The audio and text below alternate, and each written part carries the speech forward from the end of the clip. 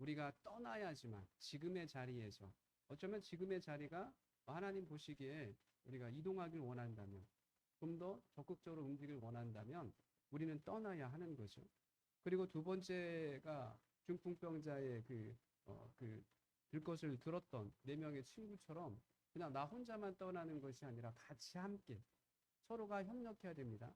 서로가 밀어주기도 하고 또 당겨주기도 해야 되는 협력의 관계 속에서 우리가 서로 함께 이 집을 하나님의 집을 채워 가야 하는 거죠. 그리고 세 번째 시간에는 히스기야가 있었어요. 그 히스기야의 아버지가 정말 어마어마한 문하세인데 그 아버지가 온갖 이 유다 땅에 그냥 우상을 완전히 쉽게 해서 다 깔아놨죠. 모든 산과 모든 산당에 우상으로 다 도배했는데 이 히스기야가 그것에서 완전히 유턴해가지고 완전히 돌아서서 하나님께로 향했던 것처럼 우리도 그러한 어떤 하나님께로 돌아서는 그런 분기점을 우리가 만들어야 되겠죠. 그리고 지난 시간에는 우리가 여호수아를 통해서 제가 그때 얘기했죠. 85세 이상. 말씀 기준으로 하게 되면 85세 밑으로는 다 뭐예요? 일할 수 있는 나이예요. 그래서 우리가 도전하는 거예요. 한번 도전해 보자. 그래서 어떠한 내가 어느 곳에서 일할 수 있을까? 그 도전할 수 있는 공간들을 그것을 찾아가는 것이죠. 그리고 오늘은 다섯 번째 시간으로 우리의 세속화예요. 신앙의 세속화를 우리가 막아야 한다라는 거죠. 이게 참 중요합니다. 왜냐하면 이 세속화라는 것은 결국 본질, 그 순수성을 잃어버리는 것이 세속화거든요. 우리가 순금을 이야기할 때 몇 K가 순금입니까? 24K잖아요. 그죠? 근데 거기에 다른 물질들이 합금들이 이렇게 하나하나 들어가 섞이게 되면은 순금의 가치는 떨어지게 되죠. 그것처럼 이 신앙의 세속화라는 것은 결국 우리 신앙의 본질, 하나님이 보시기에 영적인 이 기준들이 다 흩어지는 것입니다. 하나님이 우리를 부르셨는데 그 부르심의 목적과 사명도 다 의식도 다 잃어버린 채 흔들리는 것이 이 신앙의 세속화의 무서움이라는 거죠. 이 신앙의 세속화를 끊어내기 위해서는 결국 우리 안에 부흥이라는 것이 일어나야 됩니다. 한번 띄워주시겠습니까? 왜 부흥이 일어나야 하냐? 이 부흥이라는 이 원어의 뜻을 보게 되면요. 보존하다, 깨끗하게 하다라는 의미를 가지고 있는 거예요. 즉, 우리 안에 부흥이 일어나야지 신앙의 본질과 순수성이 회복되는 거예요. 그리고 더럽혀진 우리의 신앙도 깨끗하게 될 수가 있다라는 거죠.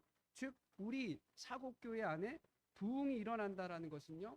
각자 우리 성도들이 다 신앙의 본질적인 것에 충실한 거예요.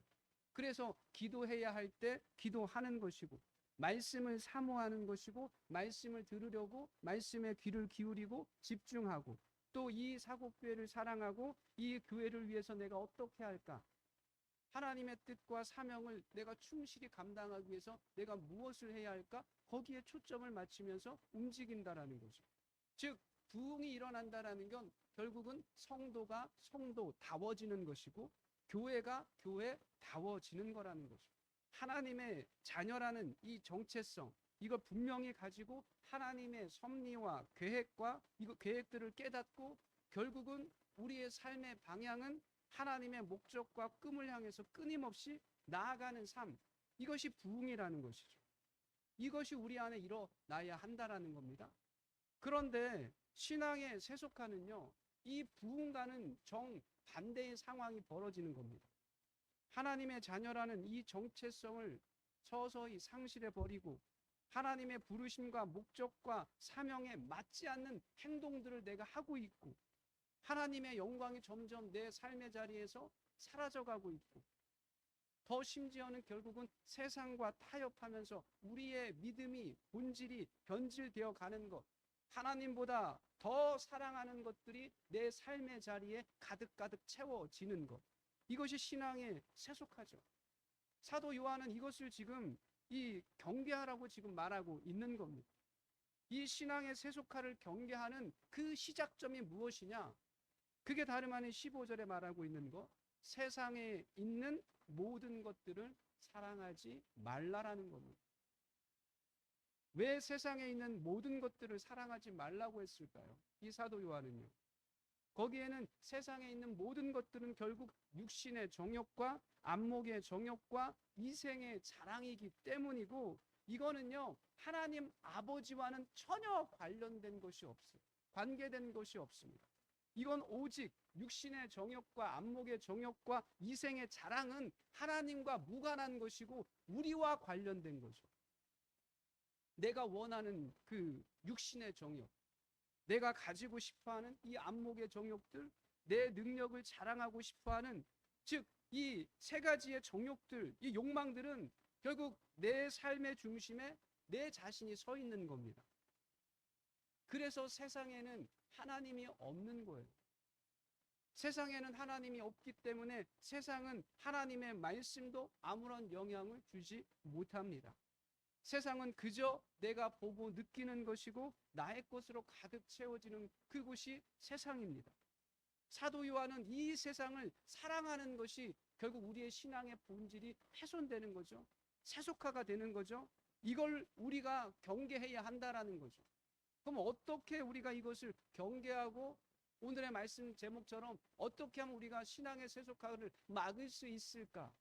그 첫 번째가, 띄워주시겠습니까? 우리 같이 한번 읽어볼까요? 첫 번째, 삶의 자리에 하나님을 초대하고 삶의 자리에서 하나님을 만나야 합니다.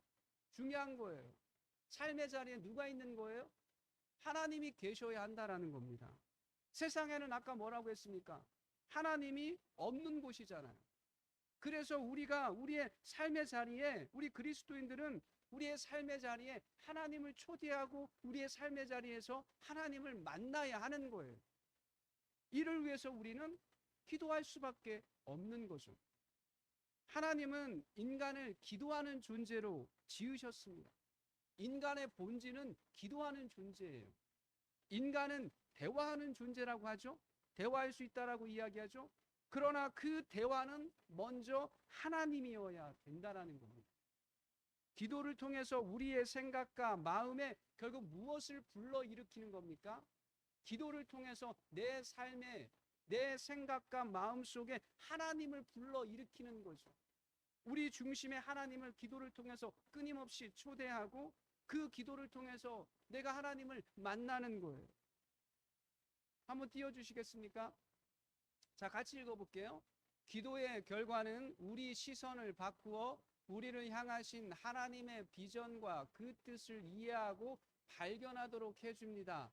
기도는 하나님이 인간에게로, 인간이 하나님에게로 나아가는 움직임이며 두 실체가 만나는 행위입니다. 이게 맞는 거죠. 기도는 하나님과 우리 사이를 연결하는 그 역할을 하는 거예요. 다리 역할을 하는 겁니다. 그래서 기도 중에서 우리가 하나님과 가까워질 수 있고, 기도 가운데 하나님의 사랑과 위로를 느낄 수 있고, 때로는 힘을 얻을 수 있는 거죠. 이뿐만이 아니죠. 기도 중에서 하나님이 주신 통찰력을 통해서 우리 안에 두고 계신, 나를 통해서 하나님께서 이루고자 하는 그 소원, 그 뜻을 깨닫는 거예요. 하나님의 뜻을 깨닫는다라는 거죠. 그래서 그 뜻에 부합하는 결단과 행동이 어디에서 나오냐? 기도 중에서 나오는 거예요. 그냥 느닷없이 어느 날 갑자기 내가 하나님의 뜻을 찾았어요. 나 이렇게 살래요. 이렇게 결단하겠어요. 이러한 사람들은 극소수예요. 그냥 바울과 같은 사람이겠죠. 하나님은 우리에게 기도라는 것을 통해서 하나님을 만날 수 있게 해주시고 하나님의 뜻을 깨닫게 해주셨다라는 거죠. 그 기도를 통해서 결국 우리는 우리의 삶의 자리에서 하나님을 초대하고 하나님을 만날 수 있는 겁니다. 우리의 신앙 속에 결국 기도라는 것이 있다면 우리의 신앙의 세속화는 일어나지 않는 거예요. 아무리 세상이 하나님이 없는 곳, 죄악으로 물든 공간이라 할지라도 우리가 기도를 한다면, 기도하는 자에게는 아무리 세상이 혼탁해질지라도 그 세상 가운데 기도하는 자에게는 하나님의 은혜와 임재가 임하는 영적인 공간이 되는 거예요. 하나님의 영역으로 세상이 바뀌는 거라는 거예요. 더럽혀진 세상일지라도 하나님이 임재하는 곳은 곧 거룩한 땅이 되는 거예요. 한번 생각해 보십시오. 모세가 하나님을 처음 만났을 때 모세에게 들려졌던 말씀이 무엇입니까? 내가 선 곳은 거룩한 땅이니 내 발에서 신을 벗으라라고 말씀이 들려왔죠. 기도자가 되시기를 바랍니다. 그래서 우리의 신앙의 영적인 세속화를 우리가 막는 거예요. 그래야 기도하면 기도할수록 하나님의 집이 더 선명하게 보이는 것이고, 내가 하나님의 집을 위해서 무엇을 채울까, 그런 것들이 깨달아진다라는 것이죠. 기도하면 할수록 우리는 세상 한가운데서 하나님의 나라, 영적인 거룩한 땅을 만들어 가는 거라는 거죠. 그래서 세상에는 하나님이 없는 것이지만 기도하는 자에게는 세상일지라도 하나님이 임재하는 하나님의 땅이 되는 거라는 거죠. 이러한 기도의 삶을 살아가시기를 간절히 부탁드립니다. 자, 두 번째가 있어요. 세속화를 막기 위한 두 번째. 자, 우리 한번 같이 읽어볼까요? 신앙의 눈이 필요합니다. 영적인 분별력, 선한 것과 악한 것을 구별할 수 있는 우리 신앙의 눈이 필요하다라는 겁니다. 삶에서 수많은 일들이 일어나잖아요. 우리가 살아가는 삶의 자리에서 엄청난 많은 일들이 일어나잖아요. 그런 일들 때문에 고민하고 염려하고 때로는 괴롭기도 하고 때로는 그런 일들 때문에 정말 잠 못 이루기도 하잖아요. 삶에 일어나는 모든 일들을 그냥 아무런 생각 없이 그냥 그것을 이해하고 판단하는 것이 아니라 우리는 그리스도인이기 때문에 영적으로 그거를 판단하고 이해하고 분석하고 그래서 영적으로 행동할 것을 우리는 결정해야 한다라는 겁니다. 세속의 눈을 가지면 우리의 본질과 정체성, 내가 그리스도인의 사실에 신경 쓰지 않아요. 세속에 물들어 있는 사람들은 그냥 내가 그리스도인이라는 거 신경도 안 쓰고 그냥 무작정 세상에 뛰어 들어가는 거죠. 이 행동이, 이 말이 나의 신앙에 어떠한 영향을 주는지 생각하지 않습니다. 그냥 좋으면 사는 거예요. 유익하다면 가지는 거예요. 누군가가 도움이 된다면 만나러 가는 거예요. 그러나 성경은, 하나님의 말씀은 우리에게 분명하게 말하고 있잖아요. 너희는 이 세대를 본받지 말고 오직 마음을 새롭게 함으로 변화를 받아 하나님의 선하시고 기뻐하시고 온전하신 뜻이 무엇인지 분별하도록 하라라고 하십니다. 세상의 흐름에 우리 신앙인들은요, 손 놓지 말고 신앙의 눈으로 판단하고 분별하라는 거예요. 그 세상의 흐름 가운데 하나님의 뜻이 무엇인지 그 뜻에 제대로 응답하는 삶을 살아라는 거예요. 그래서 우리에게 필요한 것이 신앙의 눈인데, 이 신앙의 눈을 뜨게 하는 것이 무엇입니까? 그게 성경이라는 거예요. 자, 한번 읽어보겠습니다. 한번 띄워주십시오. 같이 한번 읽어볼게요. 성경은 우리를 향하신 하나님의 분명한 뜻을 보여주고 있다. 성경에 나타난 다양한 사건과 인물을 통하여 하나님은 당신의 뜻을 드러내시고 있다. 성경에 나타난 다양한 인물이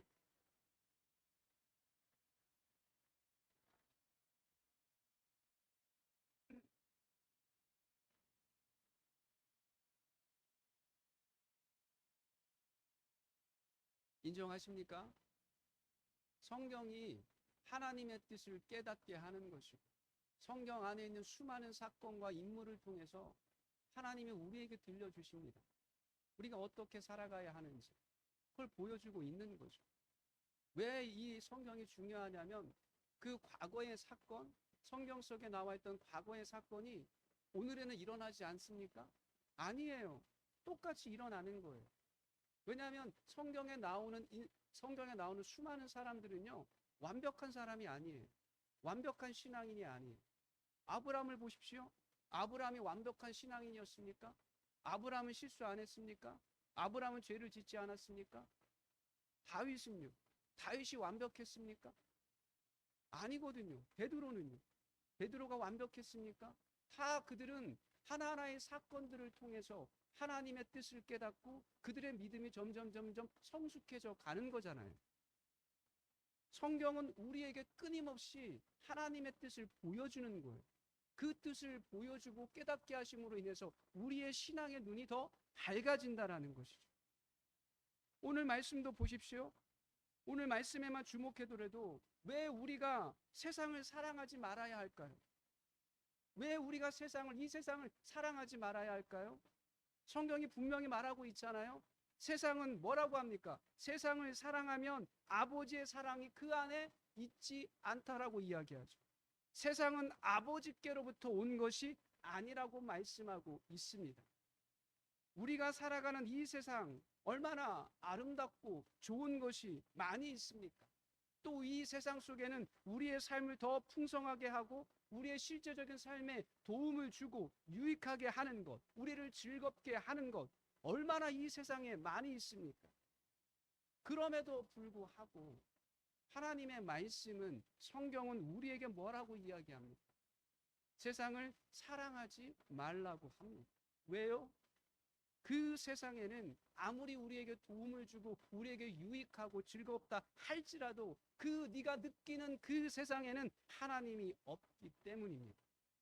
하나님이 없기에 이 세상은요, 완전한 것이 아니라 불완전한 것이죠. 그래서 불완전하기 때문에 세상은 겉으로 보기에는 좋은 것 같지만 그 세상의 본질은 욕망 덩어리죠. 절제가 안 됩니다. 우리의 목마름을 해결할 수 없습니다.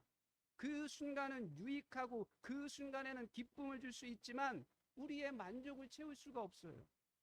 세상의 문제점은요, 우리의 욕망을 더 크게, 더 집착하게, 더 자극적으로 우리를 부추길 뿐이라는 겁니다. 100만 원만 있으면 편한데 100만 원 갖다가 이제는 뭐예요? 더 요구하죠. 110만 원, 120만 원. 점점 우리의 욕망이 커져가는 거라는 거죠. 세상은 우리의 목마름을 채울 수가 없는 거예요. 오히려 끊임없이 갈증에 허덕이고 계속 그 욕망을 따라서 계속 그 안에 불완전한 그 삶 속에서 결국 우리는 파멸의 길로 가는 거죠. 브레이크가 고장난 자동차를 누가 타겠습니까? 목이 마른데 누가 소금물을 마시겠습니까? 그런데 세상을 사랑한다라는 것이 결국은 고장난 자동차를 타려고 하는 것이고 목마름을 해결하기 위해 소금물을 마시려고 하는 것과 마찬가지라는 거죠. 우리 인간의 욕망은 끝이 없습니다. 채울 수 없고 결국은 파멸일 뿐입니다. 그래서 17절에 보게 되면 이 세상도 그 정욕도 지나가되라고 표현을 하고 있죠. 한번 띄워주시겠습니까? 지나가되라는 게 헬라어로 파라게티아라는 뜻이에요. 파라게타이라는 뜻입니다. 근데 흘러가다, 바뀌다라는 거예요. 이게 무슨 말이냐면 세상과 정욕은 흘러가는 거예요. 즉 사라진다라는 거예요. 흐름이에요. 영원히 그곳에 있는 게 아니라 흐릅니다. 흘러가서 사라지는 것이고 바뀌는 것이고 묻히는 거예요. 영원하지 않다라는 겁니다. 그래서 세상과 정욕을 쫓는 거는 그 사람에게는 소망이 없는 거예요. 그 끝에는 항상 배고픔, 채워지지 않는 갈망, 갈증, 파멸만 있을 뿐이라는 겁니다.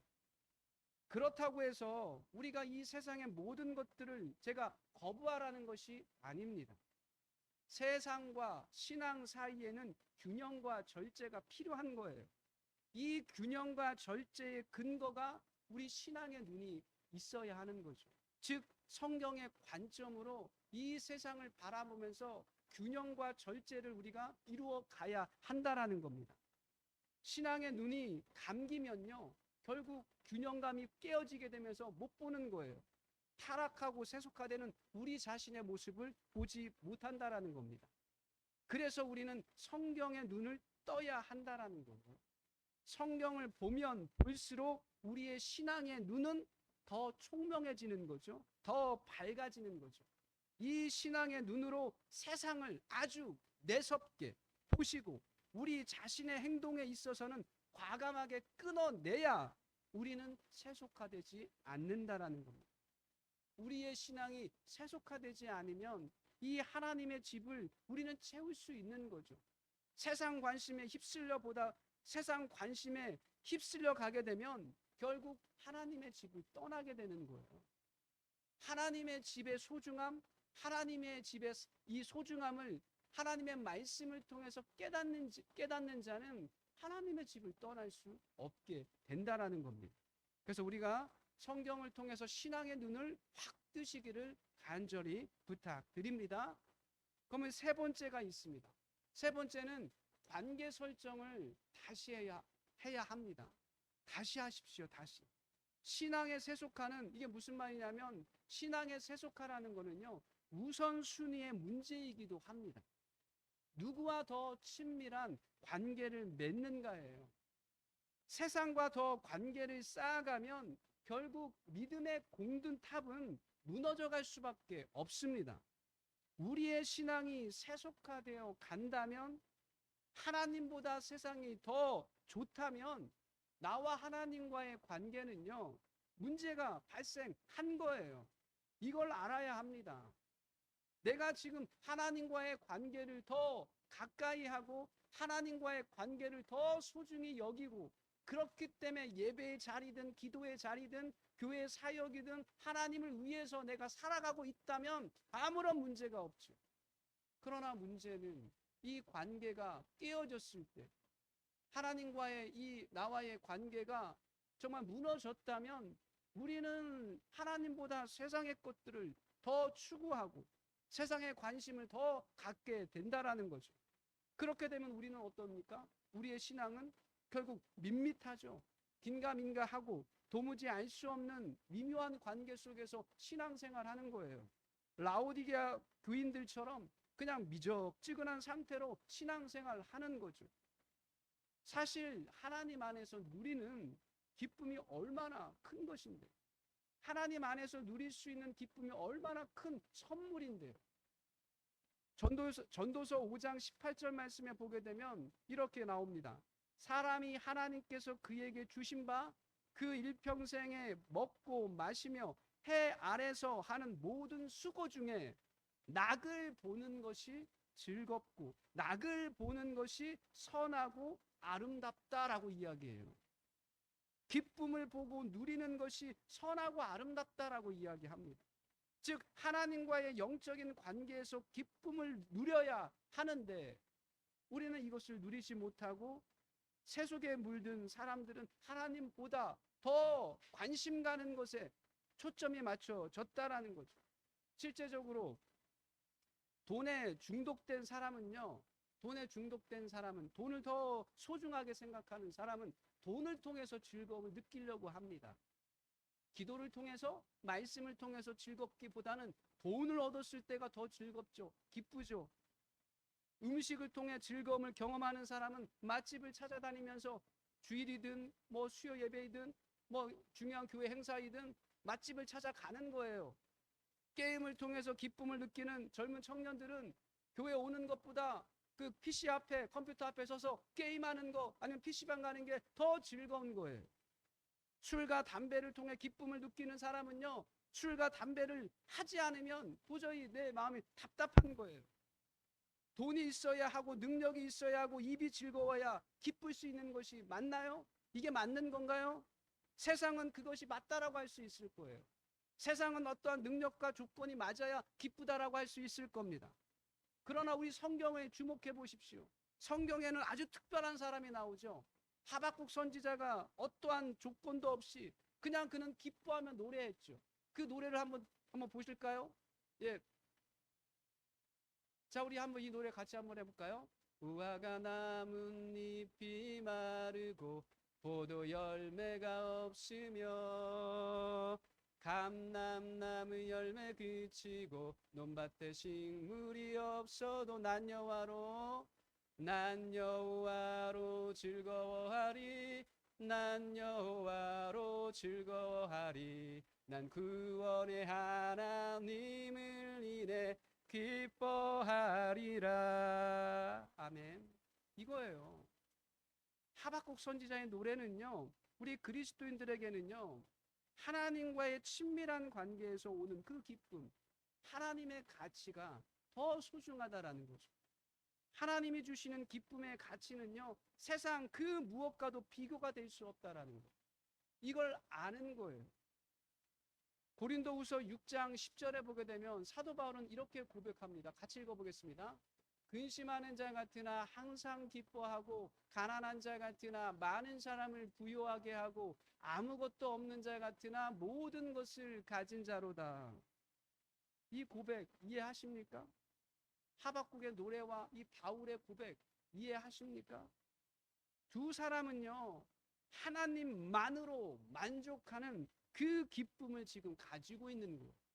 이 기쁨은 세상 그 무엇으로도 표현될 수 없는 거죠. 세상은 밑빠진 독처럼 기쁨과 만족을 끊임없이 부어주지만 채울 수가 없어요. 그러나 우리 하나님은요, 이런 생각을 해봤어요. 우리 하나님은 우리의 그릇에 담아도 담을 수 없는 무한하신 분이기에 하나님을 담기에는 우리 그릇이 너무나 작은 거예요. 하나님이 주시는 기쁨 한 방울만 떨어져도 우리의 그릇은 차고 넘치는 것. 그래서 세상의 기쁨과 하나님이 주시는 그 기쁨은 차원이 다르다라는 것이죠. 우리는 이 사실을 우리는 우리의 심령에 새겨야 한다라는 거죠. 그래서 하나님과의 관계를 재설정하라는 그 의미는 뭐냐면 우리의 우선순위를 정확하게 우리는 새겨야 합니다. 하나님을 만나는 것, 하나님께 기도하는 것, 하나님께 예배하는 것, 하나님과 함께하는 것, 하나님을 위해서라면 먼저 내가 움직이는 삶의 패턴이 고정되어야 한다는 거예요. 내 삶의 패턴은 무엇이냐? 하나님을 위해서라면 이것저것 따지지 않고 무조건 하나님을 위해서 움직이는 나의 삶의 모습, 이걸 설정하라는 겁니다. 우리는 그동안 어떻게 지냈는지 모르지만 이것이 흐트러졌다면 다시 설정하시길 바랍니다. 최고, 가장 먼저 무조건 하나님을 위해 움직이는 우리의 모습이 되기를 바랍니다. 그래야 내 집을 채워갈 수 있는 거죠. 이것저것 저것 조건들 따질 때는 이 하나님의 집을 채울 수가 없습니다. 하나님 바빠요. 하나님 하고 싶은 게 있어요. 다음 주에 갈게요. 다음 시간에요. 다음에 기도할게요. 다음에 말씀 들을게요. 다음이 되어진다라는 겁니다. 이러한 것을 깨버리시고 허무시고 재설정하십시오. 무조건 하나님이라면, 무조건 하나님의 뜻이라면, 무조건 하나님의 말씀이라면 그 말씀에 순종하고 그 말씀에 반응하고 그래서 하나님의 집을 채워가는 우리 모두가 되기를 간절히 축원합니다. 오늘 말씀을 생각하면서 우리 기도하시겠습니다.